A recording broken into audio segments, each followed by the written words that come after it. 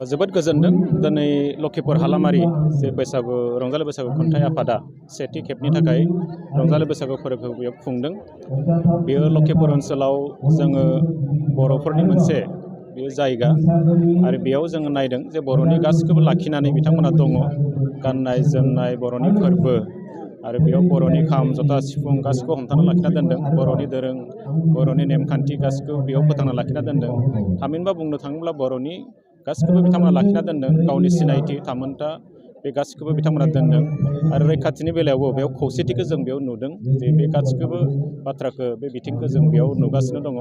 आरो दिनै बे गेवलां मेलाव आं बाहागो लाफैदों। आंनि हाबाफारियाव फुंनि गेवलां मोसानाय बादायलायनाय बेखौ बेखेवनायनिमोन। बेखेवगिरि महरैबो आं बेयाव बाहागो लाफैदों। बाहागो लानानै जोबोद गोजोनदों जे बेयाव दिनै बैसाग दाननि जोबथा सान। नाथाय बे जोबथा सानावबो दिनै जों बेयाव नायदों जोबोद गाजा गोमजायै रंजालि बैसागुखौ बेयाव खुंदों। बेनि ओंथिया बेनो जे नैबे ओनसोलाव थानाय जे बर' सुबुं बर' माहारि हिसाबै जोंनि गासिखौबो हमथाना लाखिनानै दिनै रंजालि बैसागुखौ जों बेयाव खुंफुंदों आरो बे बिराद जोबोद मोजां बाथ्रा। आरो आं दिनै बेयाव नुदों जे मोसानायफोरखौबो आं नायदों जोबोद बेयाव मोजां जादों आरो बेयाव गोबां इभेन्ट हयथ' बेयाव लादों बिथांमोना आरो फैगौ बोसोरफ्राव हयथ' गोबां इभेन्ट बेयाव लाबावगोन। जेखियानो जाया दिनै बेयाव जों नायदों जोंनि बर' कसारि वेलफेयार समाज काउन्सिलनि मासिगिरि बिथाङा बाहागो लाफैदों। गाहाय आलासि महरै जोंनि चिफ एक्जिकिउटिभ मेम्बार मेहेनेश्वर बसुमतारी बिथाङाबो बाहागो लाफैदों। सासे बेयाव अमिय कुमार ब्रह्म बिथां बाहागो लाफैदों। आरो जोङो नायदों खौसेथि बर' सुबुं आफादनि आफादगिरि बिथाङा फैगासिनो दङ। गाहाय नेहाथारि पिताम्बर ब्रह्म बिथांमोनाबो बाहागो लाफैदों। जायगाया फिसा जानो हागौ ओनसोला फिसा जानो हागौ नाथाय बेयाव थानाय जि बर' सुबुं बिथांमोननि बिथांमोननि जि नाजानाय आरो बिथांमोननि जि खौसेथि बे थासारिखौ जों दिनै बेयाव नुनो मोन्दों। आं आसा थिदों बेनि गेजेरजों जोङो मोनसे समाव बियो बुंनो थाङोब्ला मेघालय बर्डाराव दङ आरो आसामनिनो बुंनो थाङोब्ला भारत बांलादेशआबो खोब खाथियावनो दङ। नाथाय बेयाव बर' मानसिफ्रा दिनै बर'नि गासिबो हमथानानै बेयाव लाखिनो हानाया आं नायदों लखिपुर ओनसोलनि थाखाय जोबोद मोजां आरो बर' माहारिनि थाखाय बियो बिराद मोजां। आं बे थासारिखौ दिनै बेयाव नुदों।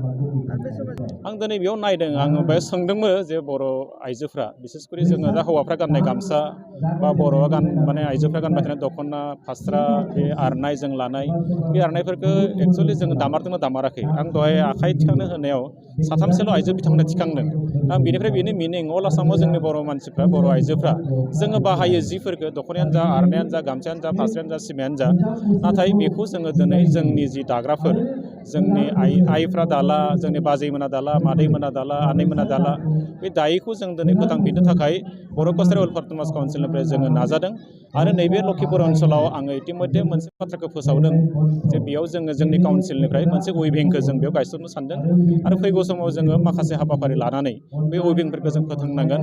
आरो जोंनि जे गाननाय जोमनाय बेखौ जों जोंनि आखाइजोंनो दानानै जों बाहायोब्ला हयथ' जोंनि बे मोनसे सिनायथिबो लाखिनाय जागोन आरो जोंनि हारिमुखौ हमथानानै लाखिनाय जागोन। आरो जोङो दिनै नायदों बे बाजारखौ दिनै गुबुना लाजोबगासिनो दङ। दख'ना आर'नाइनि बा जोंनि गामसानि जि डिमान्ड बे डिमान्डआ दंबाय थायो। जोंथ' सानफ्रामबो बेखौ बाहायबायानो थाखायो। नाथाय बेखौ बर' आइजोआ दिनै दालिया आरो दायैनि थाखाय दिनै जों बेखौ गुजरातनिफ्राय लाबोनो गोनां जादों बेंगलनिफ्राय लाबोनो गोनां जादों आरो जेरैबायदि जोंनि खाथियाव थानाय बेंगालरनिफ्राय लाबोनो गोनां जादों। नाथाय बेखिनिखौ जोंनि आइजोफ्रा जेब्ला दागोन बा जोंनि दानाय लुनायाव लोब्बा गोनां वेभार्सफ्रा जेब्ला बेखौ दागोन होमबा जोंनि जि डिमान्ड दङ जोंनो जिखिनि साहिदा दङ बे साहिदाखिनिखौ पुरन खालामनो हागोन। आदारवाइज जोंनि नैबे गासिबो जोंनि आगर महर मोनसे समाव बे जोबलांगोन आरो मालाय हारिया बेखौ गावनि खालामना लाहैजोबगोन। दा बेबादिनो गंगोनाखौ जों बर'नि होननानै मिथियोमोननो नाथाय बे गंगनाया दिनै गुबुननियाव थांनानै गगना जाहैबाय। बेबादिनो जोंनि दख'ना आर'नाइ फास्रा बेबो मोनसे समाव जोंनि आगर महर थानाय नङा गुबुना लाहैनानै बेखौ गावनि खालामना लाहैगोन। दा बेखायनो आङो जोंनि काउन्सिलनिफ्राय नैबे ओनसोलाव गंसे उइभिं गायसननानै जोंनि दानाय लुनायनि जि हुदा दङमोन बेखौ जागायफिननो थाखाय नाजादों। आरो फैगौ समाव जोंनि इउ.जि. ब्रह्म बिथाङा आसामनि हेन्डलुम एन्ड टेक्सटाइल डिपार्टमेन्टनि बिथाङा मन्त्रि केबिनेट मन्त्रि बिथांजोंबो जोङो बाथ्राखौ सावरायगोन आरो सावरायनानै फैगौ समाव आसाम सरकारनिफ्राय जाहाथे बै डिपार्टमेन्टनिफ्राय जोङो नैबे ओनसोलाव जोंनि जे दानाय लुनायखौ हमथाना लाखिनो हानायनि थाखाय उइभिं माखासे सेन्टार खुलिनो थाखाय जोङो बे बाथ्राखौ जोंनि काउन्सिलनिफ्राय जों नारसिनगोन आरो आं आसा थिदों बियो जाहैगोन बे मोनसे थासारि।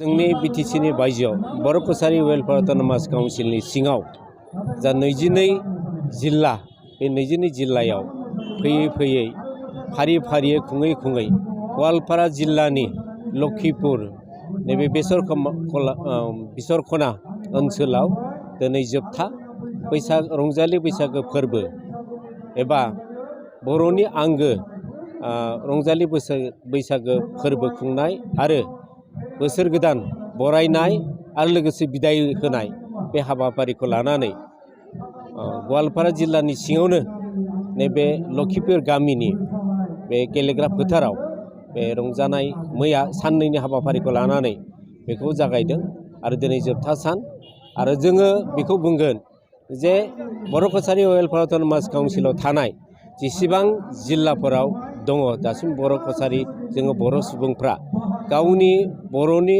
असे राव हारिमु थुनलाइ बेफोरखौ फोथांफिननो आरो फाहामफिननो थाखाय नैबे बैसागो फोरबोनि गेजेरजों जोङो बर'नि असे आगजु दामनाय देनाय सिफुं सेरजा बिनि गेजेरजों लोगोसे बर'नि मोसानाय मुसुरनाय मेथाइ खननायनि गेजेरजों गावनि असे बैसागो फोरबोखौ लाखिफिननो हागोन आरो गावनि हारिनि बे असे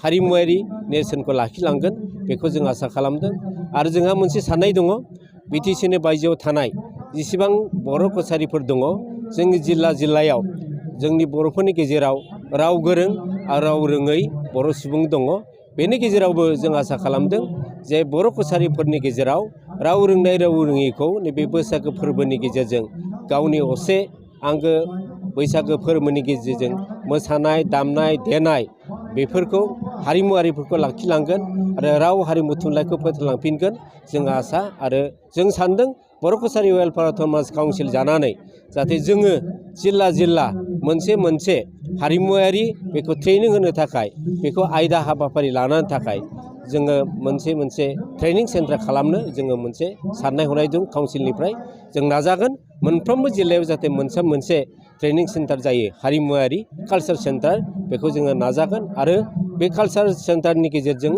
जोङो बर'नि असे दामनाय